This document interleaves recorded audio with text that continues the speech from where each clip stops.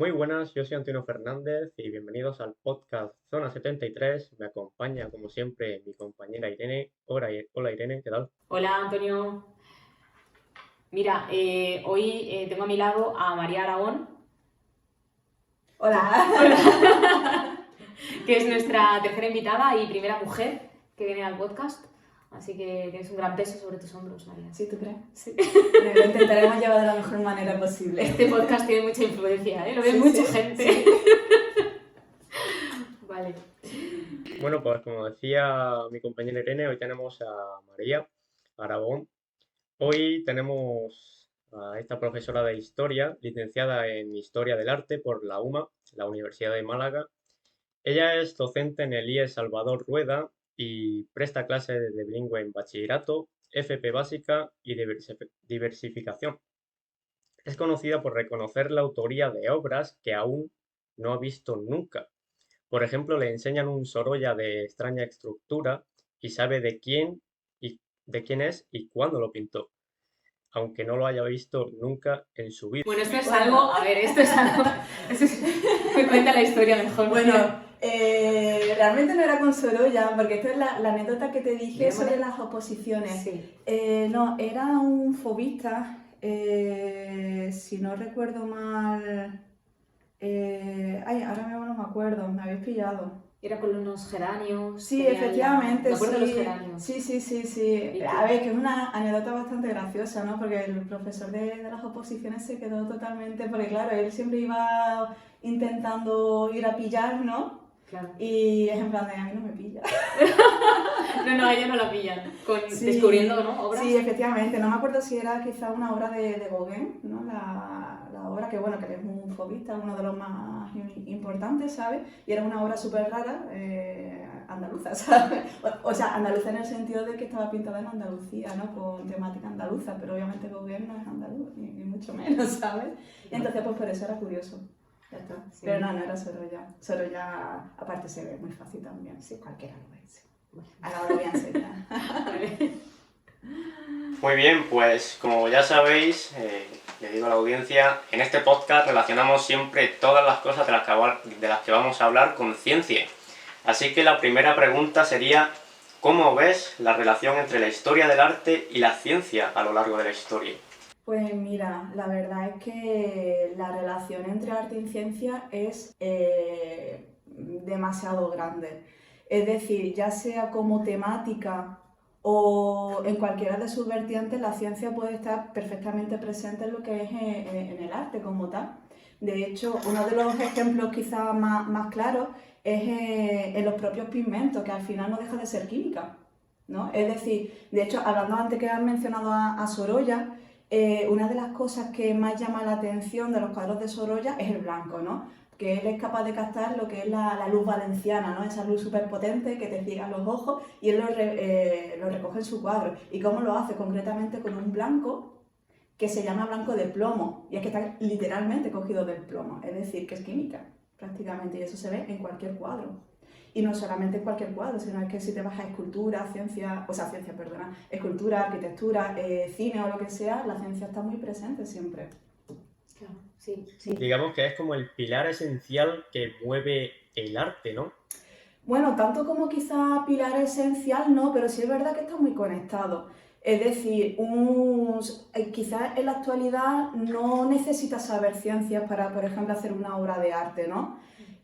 Porque tú, sobre todo hablando siempre de la pintura, si eres un pintor utilizas acrílicos, que los acrílicos ya vienen hechos, ¿no? No necesitas saber cómo se hace un acrílico, lo utilizas, viene en su bote y ya está. Pero imagínate que eres un pintor en la Edad Media.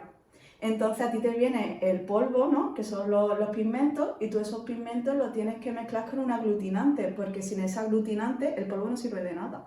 El aglutinante puede ser incluso yema de huevo. Anda, ¿Sabes? sí, ¿eh? Efectivamente. En las pinturas al temple, que de hecho os he cogido alguna que si queréis lo podéis mirar, Sí. esa pintura está hecha al temple y lo que tiene como aglutinante es huevo. Es yema de huevo. Esta pintura que estamos viendo aquí. Sí. ¿Sí? Sí. ¿Es huevo? Bueno, a ver, literalmente huevo no, ¿sabes? Lo que pasa es que es bastante curioso, ¿no? Que se utiliza la yema de huevo para tú poder, bueno, además de otro tipo de sustancias, ¿no? que sirven de eso, de aglutinantes para poder crear la pintura como Qué tal, interesante. ¿sabes? Y de hecho es muy fácil ver cuando es una pintura al temple porque tiene esos rasgos tan vivos, ¿no? Es decir, tiene unos colores muy rojo, ¿no? vivos. Se ve mucho. Efectivamente, el rojo, el amarillo son colores muy vivos y entonces tú dices, esto está hecho al temple, ¿no? Bueno, y además que es de la Edad Media, entonces, ¿de qué va a estar hecho, sabes?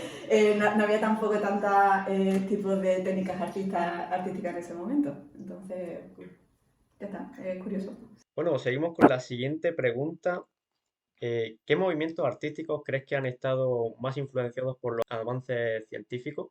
Pues mira, pues en el fondo casi cualquier movimiento artístico o etapa artística podríamos hablar que tiene influencia dentro de la ciencia. De hecho, por ejemplo, de aquí esto te lo dije Irene, que de aquí me podía explayar hablando y estar literalmente horas y horas o hacer una tesis doctoral sobre esto, porque realmente es que tú coges cualquier etapa y encuentras la ciencia, ¿sabes? Por ejemplo, en el caso del mundo clásico, hay una cosa que son los cánones de belleza. Y al final un canon de belleza está relacionado con las matemáticas. Y por ejemplo ahí también os tengo sacado el Doríforo de Policleto.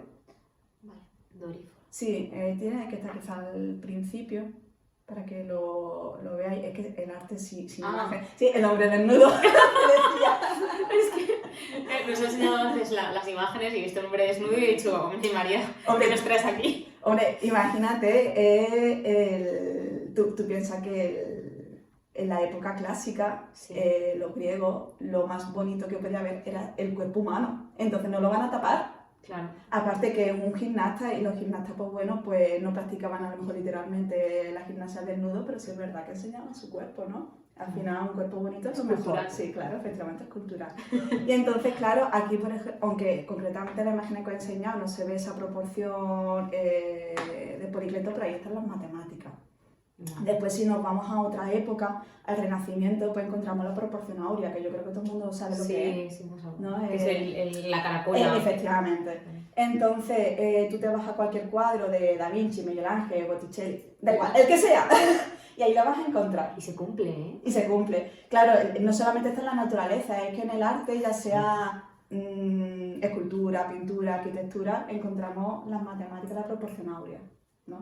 Entonces, y eso solamente es hablando de matemáticas.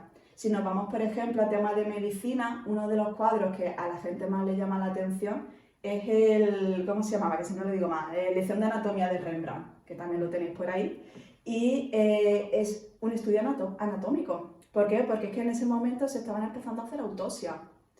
Ostras. Y entonces Rembrandt pues recoge una lección de un doctor. Aquí, Ahí, ¿no? sí. Sí. Es la imagen que Sí, ven muchos hombres alrededor de... Sí, efectivamente. Y claro, y si ya vemos la imagen real en el museo, Sí. Vemos perfectamente cómo se le ven todos los tendones.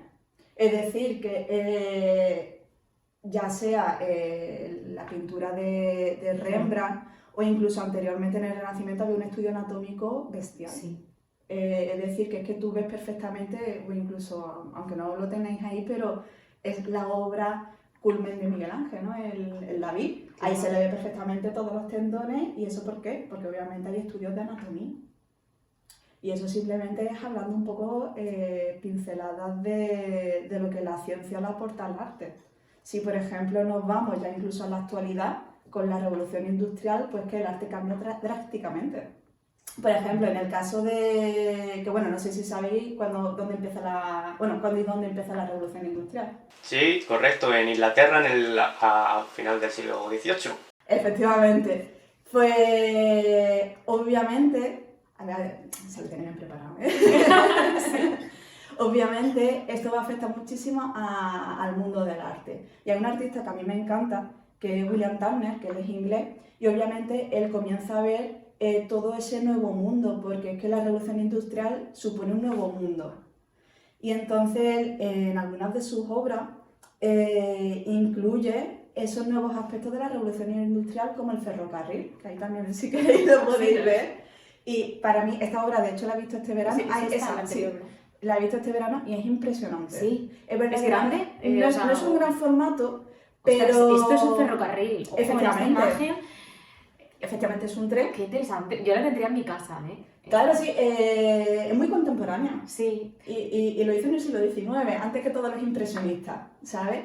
Y por eso me gusta muchísimo, porque muchas veces se habla del impresionismo, que obviamente tienen una gran importancia dentro del mundo de la historia del arte y tal, pero aquí tenemos a Turner, que hacía esto y fue uno de los primeros, ¿no? Y sobre todo el cómo incluye los nuevos avances científicos que se están dando en el siglo XIX y la importancia que tiene el ferrocarril en la vida de las personas, en la economía y tal, y lo está plasmando en su obra. Y... Sí, también, además, se ve, ¿no?, como lo nuevo en la parte derecha y en la parte izquierda el puente romano, ¿no? Bueno, sí, Pero... bueno, no sé si será pero no romano sé porque cómo es. tampoco, porque también es verdad que la obra tiene ese carácter así como neblinoso, nubloso, típico de la Inglaterra de esa época, ¿no? Que todos nos imaginamos el siglo XIX en Londres con esa Sí, bruma, ¿no? sí, la contaminación. Bueno, también, lo quería decir yo más romántico, pero sí, también la contaminación. Y es que lo capta muy bien, ¿no? Es un artista espectacular. Y si nos adentramos más en el siglo XX, con las vanguardias, imagínate, la vanguardia quiere, o sea, es otro mundo también, ¿no? Y aunque haya gente que a lo mejor no le guste, pero ahí están los futuristas, que los futuristas son italianos, y hay que decir también que están ligados al movimiento fascista, pero ellos están asombrados también con la nueva tecnología que lo están, o sea, que se está haciendo en ese momento, y sobre todo con el mundo del automóvil. Y entonces, pues, ellos no solamente querían hacer como Picasso y captar, pues, lo que son las formas ¿cómo se dice? ¿Voluminosas? Sí, bueno, el 3D, ¿no? Sí. Es decir, captar sí, volumétricas, ¿no? Sino que además querían añadir lo que es el tema de la velocidad, de cómo captar las cosas en movimiento, el dinamismo, y todo eso son capaces de captarlo en su obra. Sí, también lo tenemos ahí, que es un automóvil concretamente. A ver... Obviamente hay muchísimas más obras, pero es que ya te digo, podríamos estar hablando. Esa es esta, esa. ¡guau! Y esta ni siquiera es la mejor, porque hay obras Claro. impresionantes, pero es para que tú veas cómo es un coche realmente en movimiento. Madre mía, esto porque lo estás diciendo tú, pero yo esto lo veo y digo, muy bien, es una especie de tiburón No. sangriento. Bueno, sí, claro, es que si tú te fijas pero tú piensas que el coche en verdad está yendo como hacia la izquierda, Sí, sí, ¿vale? sí, Es como que está en ahora lo velocidad, veo, sí. ¿vale? Las Obviamente luces. no es arte abstracto, ¿de acuerdo? Es figurativo, aunque tú no le veas la forma, pero efectivamente. Y ya te digo que los futuristas, los italianos, se flipaban por la velocidad, ¿no? Para ellos lo más bello era un vehículo en movimiento y a toda castaña, básicamente. Es otra forma de ver el arte. Sí. Bueno, Ferrari y todo esto. Bueno, sí, claro, efectivamente, que son marcas italianas, así que imagínate para ellos lo que supuso ver estos coches por primera vez, sobre todo a los futuristas, como os he explicado. Sí. Qué buen nombre, futuristas, ¿eh? Yo Sí. quiero ser futurista. A ver, O sea, también como... si te gusta Mussolini, también puede ser una buena futurista. Mussolini era futurista también, ¿no? Imagina. Es que digamos que todos estos artistas futuristas pues estaban muy ligados también al movimiento fascista. Bueno, dejando aparte... Lo que pasa que, bueno, esto es como también cuando la gente dice, no, Picasso es un machista. Claro que lo era, pero era un gran artista también, ¿no? Sí. Y en el caso de los futuristas, pues bueno, les pasa esto, que... Tiene sus cosillas, como todos. Sí, tiene sus cosillas. Y el manifiesto futurista es gracioso también, ¿no? Sí. Sí, o sea, en el sentido de que ellos literalmente decían de que había que acabar con los museos, ¿no? Había que acabar con todo el arte anterior, ¿no? Tenían Eso era muy propio de un dictador con bigote también, ¿no? Que acabó con todo el arte que no le gustaba. No, sí, claro, efectivamente. Es que también, bueno, esto podríamos hablar también de cómo el arte está al servicio siempre del poder, ¿no? Sería otra temática muy... Bueno, la ciencia también. También, ¿no? Sí. Efectivamente, al final el arte tú piensas que es una imagen y las imágenes siempre valen más que 1000 palabras, ¿no? Es así, es así. Sí. Bueno, marchamos a la siguiente pregunta. ¿Hay algún tipo de artista o época histórica en la que los descubrimientos científicos, digamos, hayan cambiado radicalmente la manera de entender el arte? Pues bueno, quizás lo que he dicho antes con el tema de las vanguardias, ¿no? Que supuso un antes y un después, y además que ya no solamente hablando de ciencia, sino también llevándolo más a mi campo, el siglo XX es un siglo muy convulso, es decir, son dos guerras mundiales en donde también hay muchísimos avances científicos. Esos avances científicos a lo mejor son malos, pero son avances también y pueden significar muchísimas cosas, aunque por ejemplo una bomba nuclear matase a tantas personas, pero después está ahí la energía nuclear. Y todo eso también pues lo recoge el arte en las vanguardias. Entonces yo creo que el momento más en donde más afectó quizá la ciencia, quizás fue en el siglo XX. Y es que yo creo que prácticamente todas, ¿no? Recogen de alguna manera esa situación que se está viviendo en el siglo XX, que es que hay muchísimos cambios en todos los sentidos. Entonces, ¿una obra que nos recomiendas de aquello? pues no lo sé. Es que, por ejemplo, yo te digo, quizás el ejemplo que he puesto antes del futurismo es el más claro. Y, por ejemplo, en el caso del impresionismo, que es anterior del siglo XIX, Sí. una de las cosas que a mí siempre me han gustado es que le encantaban a ellos, a los impresionistas parisinos, hacer cuadros sobre la vida urbana, ¿no? Y entonces ellos, que por primera vez ven la electricidad, la luz, pues la reflejan también en sus cuadros, ¿no? Porque es como para ellos lo más novedoso. Y entonces, pues de eso no me acuerdo si también tenía cuadros para enseñaros, que básicamente se ve, es esta, ¿no? Ah, sí, el Boulevard Montmartre. Sí, efectivamente, es en Montmartre, que es una de las calles principales de Francia, donde vivían muchísimos artistas. Por ejemplo, también en un futuro vivirá Picasso, ¿no? Y lo más característico es que es de noche y se ven todas esas bombillas encendidas, ¿no? Es precioso. Claro, es precioso, pero es que imagínate lo que tuvo que suponer para una persona en el siglo XIX que esas lámparas en un principio fueran pues, a gas, aceite o lo que sea, y de repente fuese electricidad. Es magia. Sí, claro, es magia pero real. Claro, efectivamente, para ellos sería como magia. Y de repente ver que sí, automóviles y tal, eso tuvo que ser un impacto muy grande. Sí. Entonces, claro, es que a partir del siglo XIX y sobre todo en el siglo XX, yo creo que todos estos cambios, que para nosotros son normales, a ellos les tuvo que impactar mucho y los recogían en sus pinturas. Y ya digo que solo estoy hablando de pintura, pero podríamos también hablar de escultura y arquitectura, lo que pasa es que quizás no son ejemplos tan visuales, ¿no? Sí. Bueno, y es que esto es un campo amplísimo, porque podemos hablar de música también. Sí, lo que pasa es que es verdad que música no la domino, porque literalmente... No, pero decir, arte es que bueno, también sí. es un concepto artístico. Sí, claro, efectivamente. O incluso el tema del cine, que el cine me encanta y también aparece justamente a finales del siglo XIX con los hermanos Lumière, ¿no? Y también justamente cuál es la primera película que hacen, El tren. Claro, ¿Sabes? Curioso, ¿eh? El tren. Además, era un cine, si bien recuerdo, es mudo. Sí, efectivamente. Acompañado de música.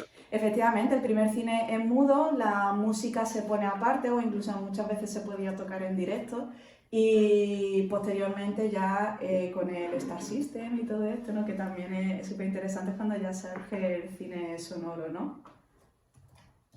¿Quieres ver la de los hermanos Lumière? Lo que voy a hacer es grabarte el sonido por si se escucha mal. Vale. Esta es otra obra que has... A ver. Sí, bueno, eso es que me dijo que me iba a preguntar sobre comer barro. Bueno,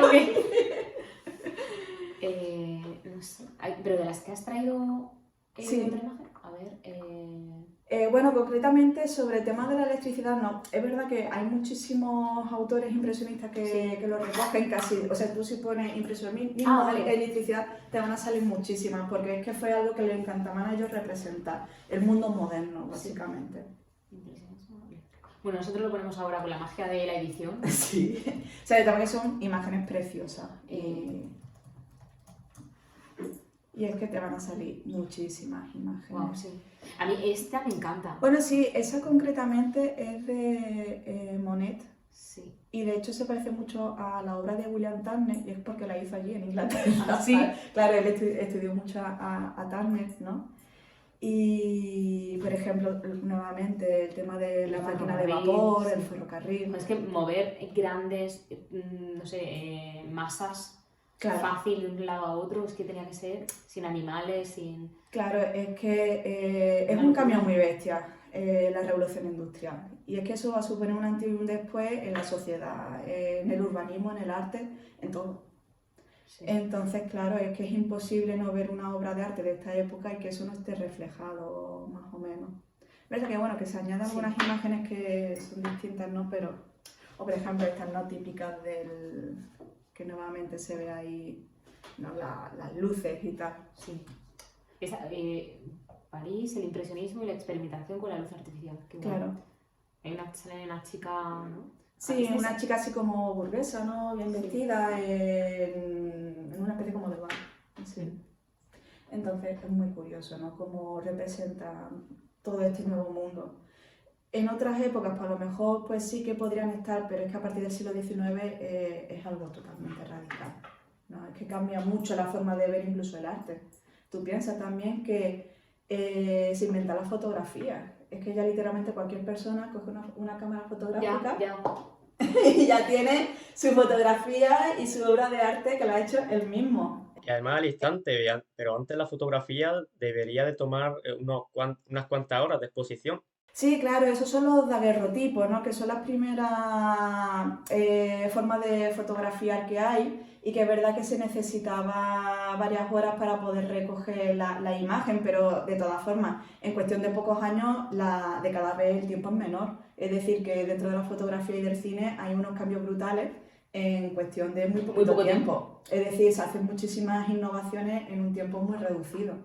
Y claro, eso es que, por ejemplo, anteriormente nunca se había visto. Entonces es algo muy llamativo.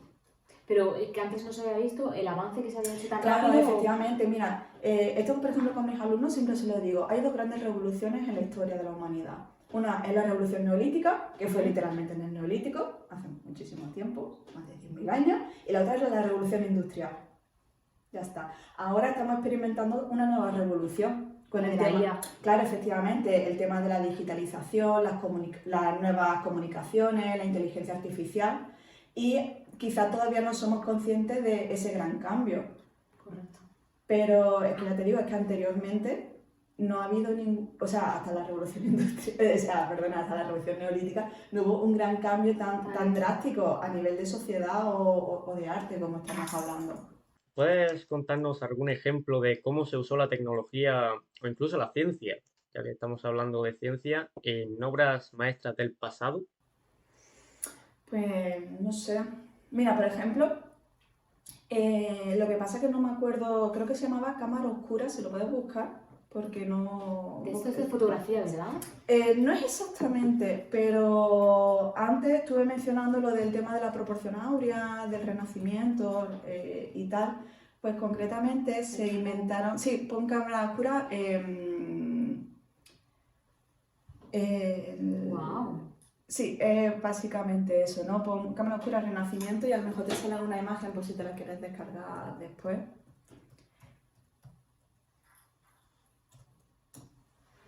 Ahí está, ¿no? Qué Es básicamente una manera de copiar literalmente lo que tú estás viendo.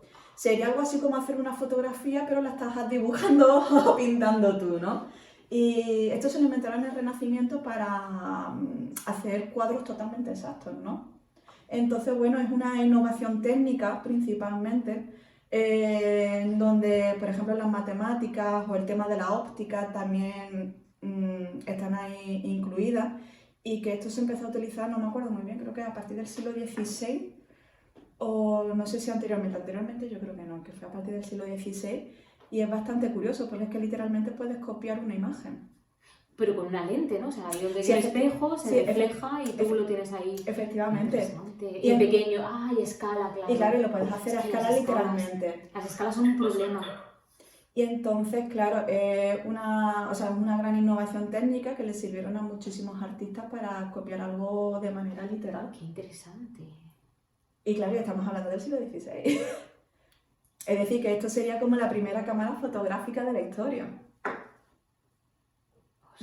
No sé si Antonio también lo estás Sí, sí. buscando tú o... Yo estoy ahora Para mismo poder- alucinando porque Tengo en mente imágenes ya más exactas, digamos, imágenes como obras de arte, a Sí. partir del siglo XVI que ya son más exactas, más humanas, por así decirlo. Ya no es tan abstracto. Sí, pero eso, que sobre todo que es, imagínate como si fuera una gran caja con una lente que lo que hace es proyectar una imagen por el revés, ¿no? Como hace nuestro ojo. Sí, sí, es el mismo proceso.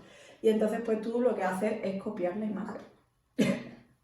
Claro, pero tú imagínate un paisaje grandísimo, ¿no? De un río o de unas montañas y tú a escala lo tienes en tu lienzo.